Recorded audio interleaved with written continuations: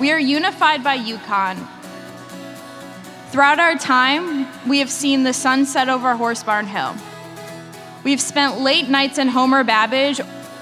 We've founded, joined, and thrived in student organizations. We raised over $1 million for Husky-thon.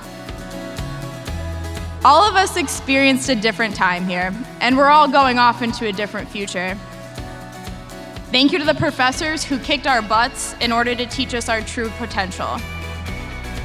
Thank you to the TAs who spent too much of their free time helping us on our homework. Thank you to all the friends who made us laugh until we cried and who are making saying goodbye so bittersweet.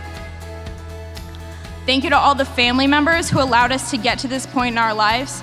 And finally, thank you to UConn for loving us, pushing us, and turning us into the people we are today. While some of us will no longer be students after today, we will always be Huskies forever.